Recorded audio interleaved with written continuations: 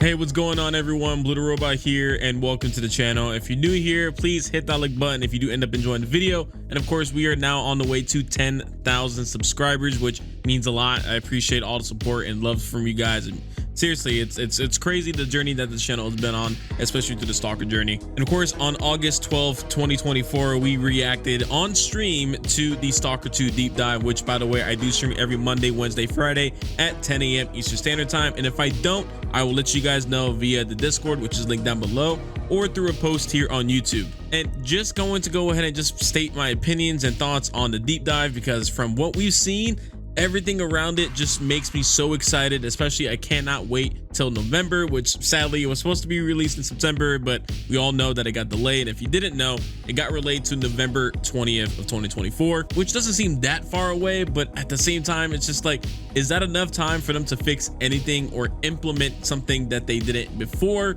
So I guess only time can tell. We're just gonna have to wait and see. Of course, just sitting down there with you guys and just hanging out and watching it together was awesome. Of course, Twitch does have a horrible bit rate, so a lot of the things that I had to go and rewatch again, which I think I've seen the deep dive like 3 or 4 times now.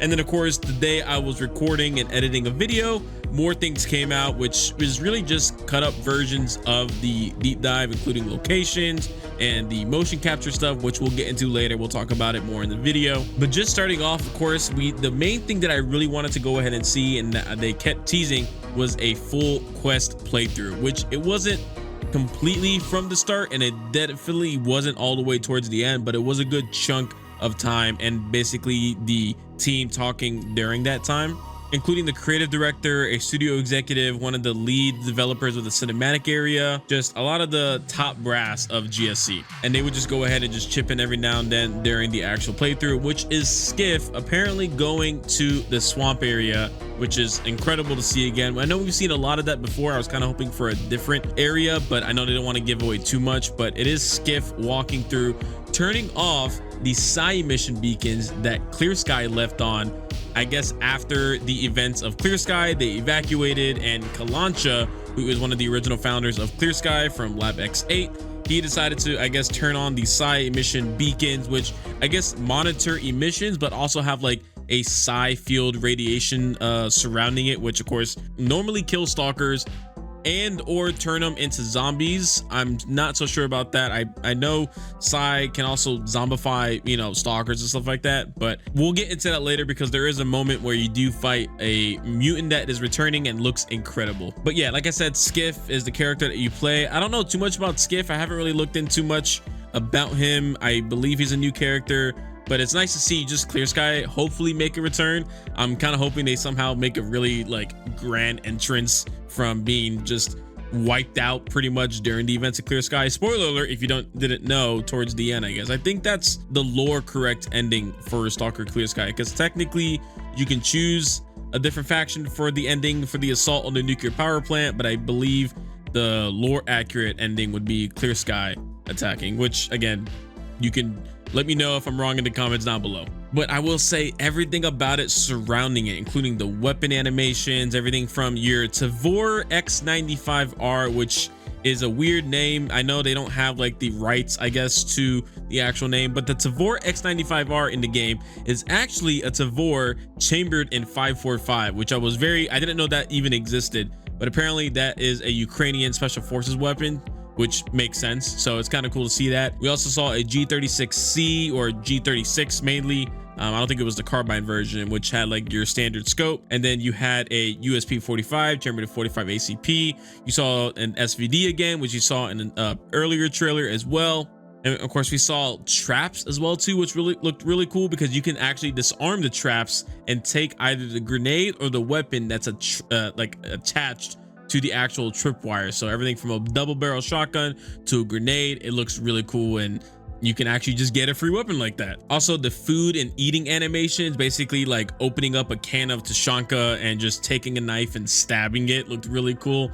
Also the bread eating, it definitely reminded me a lot of Anomaly animations. I'm not saying they were taken from Anomaly, but I'm sure inspiration was taken from the many Stalker mods that have been out for a very long time, and I wouldn't be surprised if that was, you know, a way for you know, the game to be inspired for, you know, eating and drinking and medical animation, stuff like that. The AI2 med kit wasn't like your standard. It was interesting because it wasn't your standard like open up a square little med kit and take out a needle. It was kind of just already like an injection from it, so kind of curious about that. And then of course we had the psi pills and stuff like that to help you with psi effects and stuff like that, especially during the fight with the controller. I do want to talk about that a little bit because the person who was playing Skiff, like, I get it, on controller it might be hard to aim, but I mean, he was rushing this controller and he had an SVD. I would have taken my shot at the controller immediately and then clean up the rest of the zombies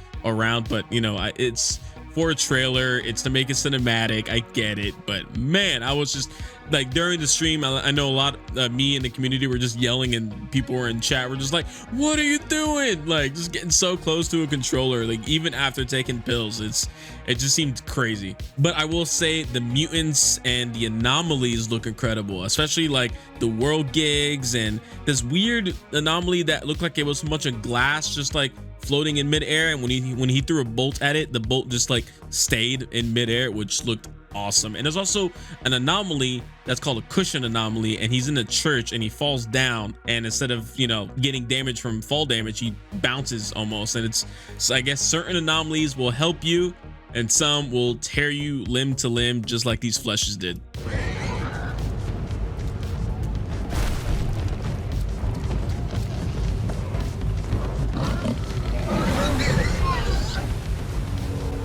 But like I said, the weapon animations look amazing. The food, the healing, the medical, all that looks amazing. The environment looks incredible, especially the burner anomalies and the burnt farmstead. All that looks so good. I can't wait to see if at night like a burner goes off. There's this one scene that there's like a bridge. It almost looks like the bridge between, and I could be wrong, from Wild Territory to Yantar, where the giant burner anomalies. It's like a different take on it, but regardless, that looks incredible. And it's just surrounded while he's holding a bear detector with fire and burner anomalies, and holy crap, does that look so good. Even just like the interior shots, the details of the buildings, just one shot that when the guy's looking up, it just looks like it's something straight out of a picture from real life. Oh my gosh, it looks so good. The lighting in the interiors, the way the light comes through windows and just bounces off and stuff like that. Unreal Engine 5 is definitely being showcased in, I would say, the best light possible.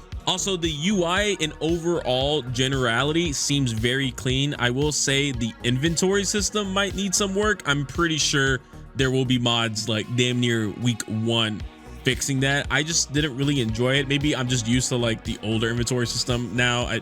I know it's weird for me to say that, but regardless, it could be also since the person that was playing on controller, every time he would switch a weapon, it would freeze or slow down time. I would say it basically, if he went from a shotgun to a pistol, there was a little wheel that would come up and it would slow down time.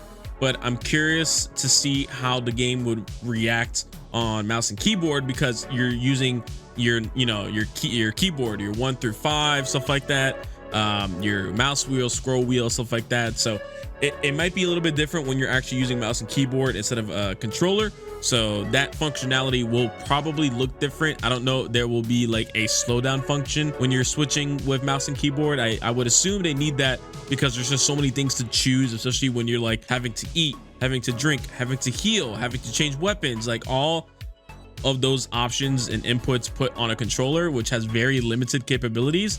It's different. So I get it. We'll see what happens. We'll just have to wait and see pretty much. And the seamless cutscene transition looked awesome, especially because we see towards the end when Skiff is about to run into Faust, which again is a new character coming into Stalker 2. He's also a former Monolith member, which during the mission you start to hear him talking about how he can't hear the Monolith anymore. He can't hear the Wish Granter. He doesn't hear anything anymore, and he's wondering what happened. And then apparently he meets up with Strider during that mission, or like I guess beforehand. During the mission you hear like recordings, which is strange why you would hear a recording that Kalancha put, but you hear Faust, which not so sure exactly what that's all about. But regardless, you do hear Faust talking about Strider, about the way the monoliths, you know, fractured off into wherever they're at now, and that they're trying, I guess, to bring back the monolith together, which seems like could be an incredible story to be told, especially after the events of Shadow of Chernobyl and Strider and stuff like that. So I'm really looking forward to see how that turns out. But of course, that's the main storyline. That is the main quest. But apparently, and they kept saying this over and over again, you are just a stalker in the zone, which is incredible to hear, because now that means like you are important in the main storyline as you progress further and further. But when you first start off, you're almost a nobody. I guess Skiff is literally just a nobody. I don't know exactly how you start off in the zone, but it's just nice to see that freedom is the way about this game. And let me explain that more. So not freedom as the faction, but the freedom to choose, the freedom to go where you want, do what you need to do whatever you want to do, and explore 20 locations.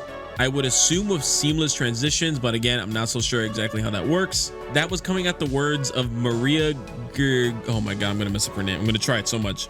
Grigorovich, I think I got it right. Anyway, she's the creative director, and she kept going on and on about saying freedom, freedom, freedom, about tens of thousands of choices of consequences that every single choice has, which seems very ambitious for this game, very ambitious for any game in general. And that gets me both excited and worried about the eventual release of Stalker 2 Heart of Chernobyl. I think the reason why it gets me kind of worried is because knowing the developing history of the original Stalker games, this is what it feels like the original Stalker games were going to be. They just didn't have the technology back in the day, and now it seems like they do, but they had to keep delaying over and over and over again. I know a lot of you guys that are watching right now have been waiting for damn near years for this game to come out, and now it's hopefully just around the corner. But it just seems so ambitious, and all the work that they put into motion capture for all the cutscenes and taking pictures of, you know, actual locations real life, and literally putting them damn near 1-to-1 scale. It looks incredible. I'm a little worried, but I'm also very excited. I literally got goosebumps towards the end of us watching the deep dive together during the live stream. Like, especially like the message that the team had towards the end, man, it just seems so cool. I'm really excited for this game. I can't explain how excited I am. I'm still waiting on the ultimate physical edition. I know I'm a proponent of never pre-ordering games and telling you guys to never pre-order games, but I feel like as a content creator, not that I have a reason to, but it'd be nice to show off and showcase a lot of the things that come with the collector's edition. Also, I know a lot of people get upset when they see the, you know, collector edition, the ultimate edition, the digital, like physical and whatnot, the different editions that come with 2 extra story expansions and a side quest, which I can get why people get upset about, but it almost feels like it's a DLC and not missions locked behind a paywall. It's like you can completely do the entire main storyline and be fine, but this just feels like maybe a DLC after the main story or a side quest. I'm not so sure exactly how this is going to work out.